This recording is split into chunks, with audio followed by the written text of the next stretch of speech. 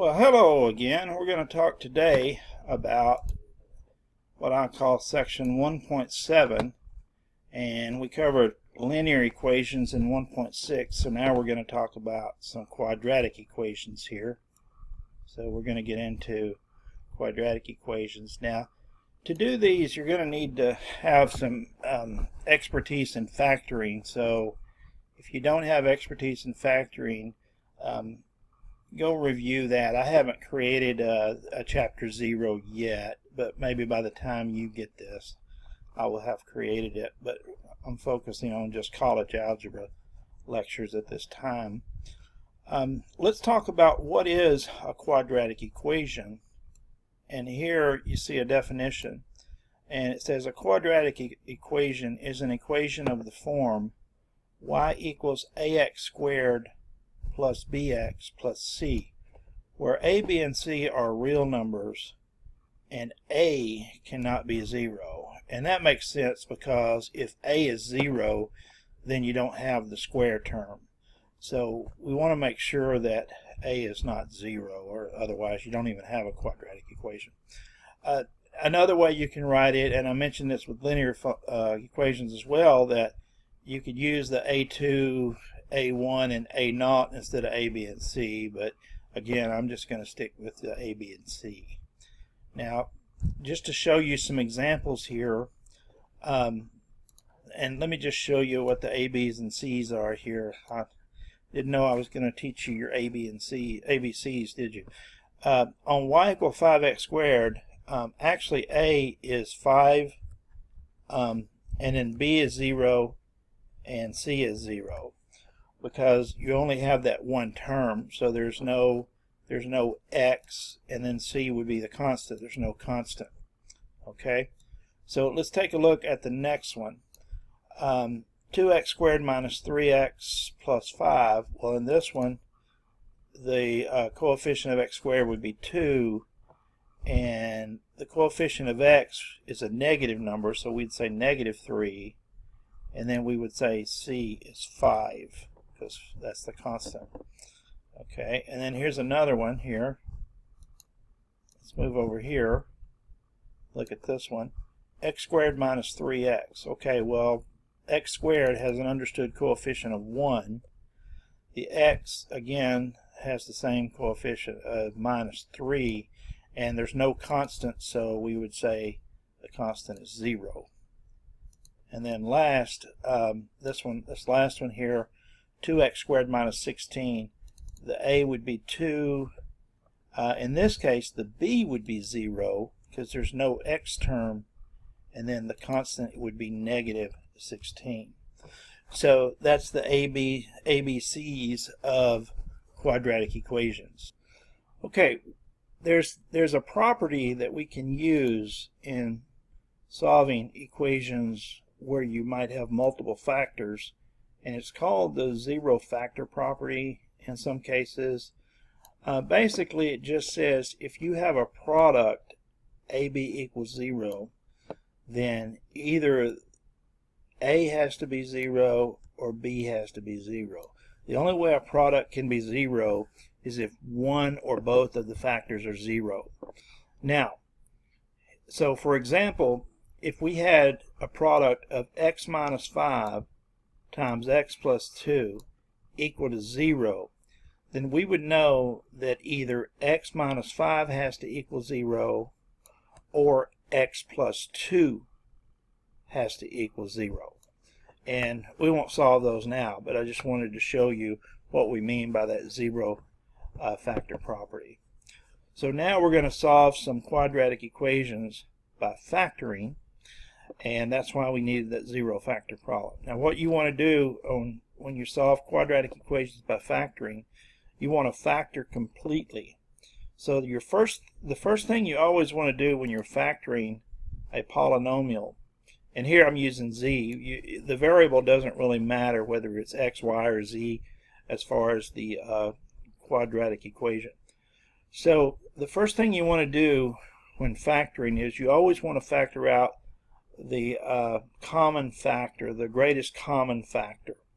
Well, here the greatest common factor is 6, because I can divide 6 into 6z squared and 6 into 24. So if I factor 6 out of this, I get z squared minus 4 left inside the parentheses. So I'll bring that down. I'll bring the 6 down. And oh, by the way, I brought the 0 down too. So I'll bring the 6 down, and then z squared minus 4 factors because it's the difference of perfect squares. And so z squared minus 4 would factor into the square root of z minus the square root of 4 times the square root of z plus the square root of 4. And then all that equals 0. Well, the zero factor property says this has a solution if any of these three factors equal 0. Well, if 6 could equal 0, that would give us a solution, but 6 cannot equal 0, so forget that. Z minus 2 equals 0 will yield a solution, and z plus 2 equals 0 will yield a solution. Let's see what they'll yield. If we solve the equation z minus 2 equals 0, our answer is going to be z equals 2, and if we solve the equation z plus 2 equals 0, our answer is going to be z equals negative 2. So this equation has two solutions, z equals 2 and z equals negative 2. Now, I know you could write it in this form, and sometimes you'll see this when it's plus or minus the answer, but you could say z equals plus or minus 2 as well. Now again, I'm not teaching factoring in this lecture, so if you need help factoring, you need to find a resource. But to factor trinomials, there's a couple of different methods you can use. I've always done the trial and error method. Now I know 4x squared, the factors of that has to be either 4x and x or 2x and 2x. But turns out if you use 4x and x for the factors of 4x squared, and then if you use a plus 1 here and a minus 5 here, then you'll find that this is indeed the factors of this trinomial. And we can check it real easy. 4x times x is 4x squared. 1 times minus 5 is minus 5. If you look at the inner product, which is x, and the outer product, which is minus 20x, when you combine those, you'll get minus 19x. So I know this is the correct two factors.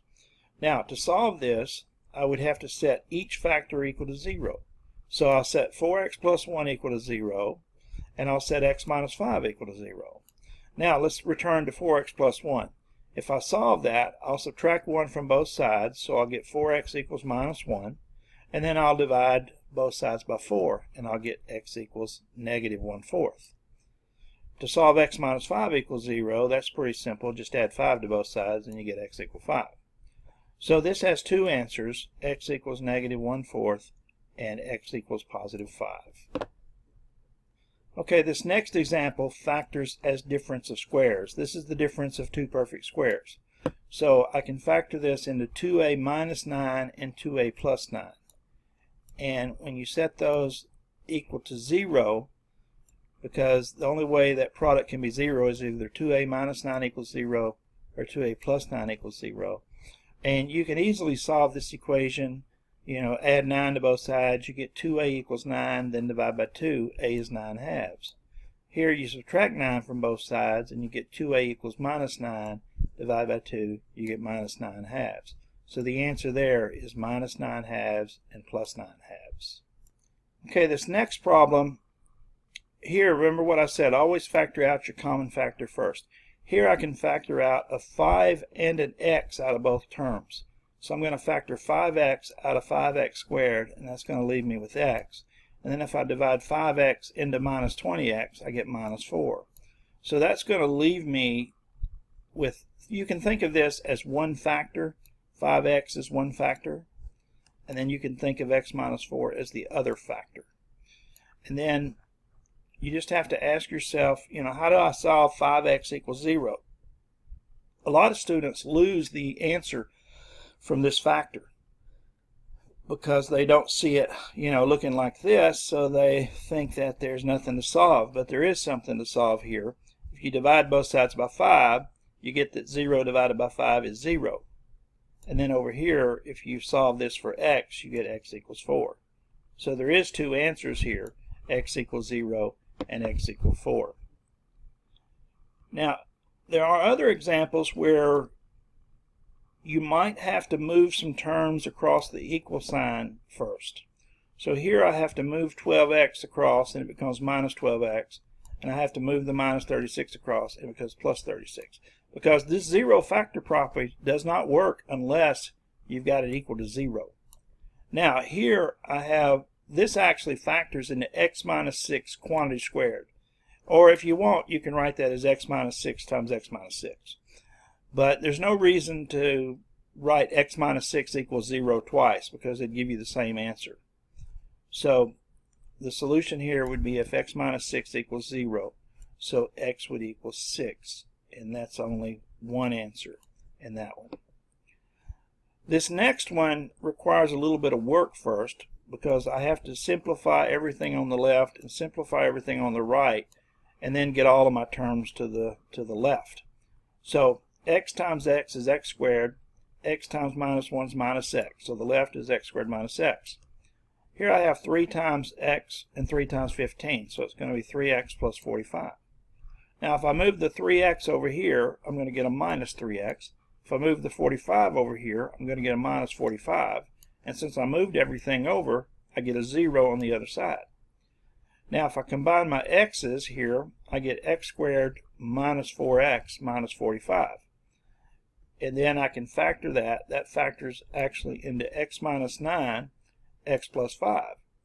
And if you set those equal to 0 and solve them, which I didn't do here, you actually get x equals 9 and x equals negative 5 for your answer. Okay, I'm going to run through the square root theorem rather quickly here. But if a squared equals b, then a must equal the positive square root of b and the negative square root of b. And most students forget the negative one. So if you wanted to solve 3x minus 5 quantity squared equals 16, you would actually set up two equations to solve. So I did it down here. So if I have 3x minus 5 quantity squared equals 16, then I set up an equation 3x minus 5 equals the negative square root of 16, which is negative 4, and then 3x minus 5 equals the positive square root of 16, which is positive 4. And then you solve these two equations, which I think you can do that without much difficulty. If you solve this one, you get x equal 1/3. And if you solve this one, you get x equal 3. Now, on this one, I have x minus 3 quantity squared equals negative 64. Remember, the square root of negative 64 is 8i. So when you apply the square root theorem, you're going to get x minus 3 equals minus the square root of negative 64, which is minus 8i. And x minus 3 equals positive the square root of negative 64, which is plus 8i. And then you can just add 3 to this to get 3, and then you can add, you get 3 minus 8i, and then here you can add the 3 to the other side and get x equals 3 plus 8i. And so you can also write that as 3 plus or minus 8i as well. Okay, let me walk you through one more problem before I close this video out. Here I have 3 times a quantity squared minus 16 equal 80. What I need to do first is get rid of this minus 16. So add 16 to both sides. I'll let you do that in your head. It'll cancel this 16, and 80 plus 16 is 96. So I have 3 times this quantity squared. You cannot multiply this 3 through here. No way. No way, Jose. So what you have to do is you have to divide this by 3. And I think I left out a step. You're going to get x plus 7 quantity squared. Let me pause it for just a... Okay, sorry about that. So what you're going to do is you're going to divide both sides by 3 here, and then you're going to get x plus 7 quantity squared equals 32. Then you're going to apply the square root theorem, so you have x plus 7 equals minus square root of 32, x plus 7 equals positive square root of 32, and then you can simplify the square root of 32 as 4 square root of 2. So you get x plus 7 equals minus 4 square root of 2, x plus 7 equals positive 4 square root of 2, and then if you subtract 7 from both sides here, you get minus 7 minus 4 square root of 2 for one answer, and over here do the same thing, you get minus 7 plus 4 square root of 2 for the other answer. And most of these you're going to have two answers for a quadratic equation. Sometimes not, but most times